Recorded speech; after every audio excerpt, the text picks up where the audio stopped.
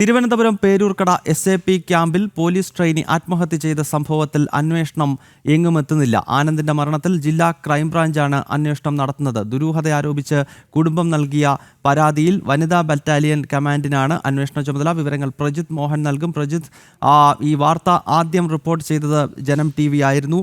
വലിയ തോതിലുള്ള സമ്മർദ്ദം മേലുദ്യോഗസ്ഥരുടെ ഭാഗത്ത് നിന്ന് ഈ ട്രെയിനിക്ക് ഉണ്ടായി. അതാണ് ആത്മഹത്യാ കാരണം എന്നൊക്കെയുള്ള വിശദാംശങ്ങൾ നമ്മളന്ന് പ്രേക്ഷകരിലേക്ക് എത്തിച്ചതാണ്. ഇപ്പോൾ ഈ അന്വേഷണം അട്ടിമറിക്കാനുള്ള നീക്കമാണോ നടന്നുകൊണ്ടിരിക്കുന്നത്?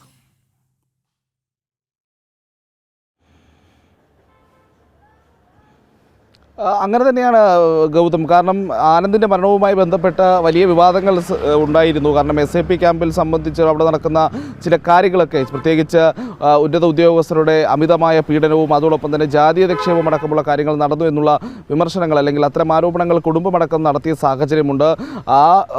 പ്രത്യേകിച്ച് ബറ്റാലിയനെതിരെ വലിയ രീതിയിലുള്ള വിമർശനങ്ങൾ കുടുംബത്തിൻ്റെ ഭാഗത്തു നിന്നുണ്ടായി. ഈ വിഷയങ്ങൾ ഉണ്ടായിട്ട് കൂടി സ്വീകരിച്ച നടപടികൾ സംബന്ധിച്ച് വലിയ രീതിയിലുള്ള കുറ്റപ്പെടുത്തലുകളും ആരോപണങ്ങളും ഒക്കെ ഉണ്ടായി. എന്നിട്ടും ഈ വിഷയത്തിൽ ഒരു കൃത്യമായ ഒരു അന്വേഷണം നടക്കുന്നില്ല എന്നുള്ളതാണ് ഇതിൽ ഘട്ടത്തിൽ പറയേണ്ടത്. കാരണം ആനന്ദിൻ്റെ മരണവുമായി ബന്ധപ്പെട്ട ക്രൈംബ്രാഞ്ചിൻ്റെ അന്വേഷണം അത് എങ്ങുമെത്താതെ, ജില്ലാ ക്രൈംബ്രാഞ്ചിൻ്റെ അന്വേഷണം എങ്ങുമെത്താതെ ഇഴഞ്ഞു നീങ്ങുകയാണ് എന്നുള്ളതാണ് കുടുംബവും ആരോപിക്കുന്നത്. അതുപോലെ തന്നെ വസ്തുതകളും അതുതന്നെയാണ് ശരിവയ്ക്കുന്നത്. ഇപ്പോൾ ഈ കുടുംബത്തിൻ്റെ പരിധിയിൽ വനിതാ ബറ്റാലിയൻ കമാൻഡൻറ്റിനാണ് അന്വേഷണത്തിൻ്റെ ചുമതല നൽകിയിരിക്കുന്നത്. പക്ഷേ അതിൻ്റെ പ്രാഥമികമായ നടപടിക്രമങ്ങൾ പോലും മുന്നോട്ട് പോകുന്നില്ല എന്നുള്ളതാണ് കുടുംബം ആരോപിക്കുന്നത്. നേരത്തെ തന്നെ ഈ അന്വേഷണത്തിൽ വിശ്വാസമില്ല എന്നുള്ള ഒരു കാര്യവും കുടുംബം പറഞ്ഞിരുന്നു. പ്രത്യേകിച്ച് ജുഡീഷ്യൽ അന്വേഷണം അടക്കമുള്ളവ ആവശ്യപ്പെട്ടായിരുന്നു അന്ന് കുടുംബം രംഗത്തെത്തിയത്.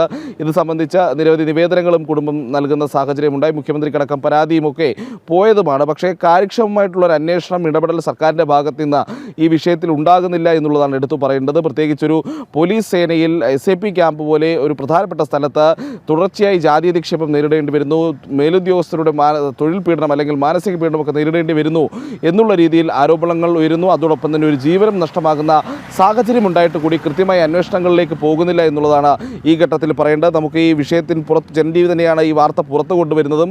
ആ വാർത്ത പുറത്തു കൊണ്ടുവന്നപ്പോൾ തന്നെ ഇതിൽ ആരോപണങ്ങളൊക്കെ അവിടുത്തെ ബറ്റാലിയൻ കമാൻഡൻ്റ് ഒക്കെ നിരസിക്കുന്ന സാഹചര്യം ഉണ്ടായി. വളരെ പെട്ടെന്ന് തന്നെ ഈ കുടുംബത്തിനോട് ചേർന്ന് നിൽക്കുന്ന ഒരു സമീപനമല്ല അന്ന് ബറ്റാലിയൻ്റെ ഭാഗത്ത് നിന്നും, ഈ SAP ബറ്റാലിയൻ്റെ ഭാഗത്ത് നിന്നും, അവിടുത്തെ ഉന്നത ഉദ്യോഗസ്ഥരുടെ ഭാഗത്ത് നിന്ന് ഉണ്ടായത് എന്നുള്ളത് കൂടി നമ്മൾ സൂചിപ്പിക്കേണ്ടിയിരിക്കുന്നു.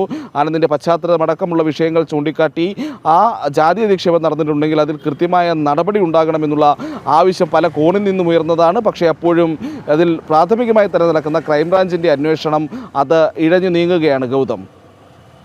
ഓക്കെ പ്രജിത്ത്.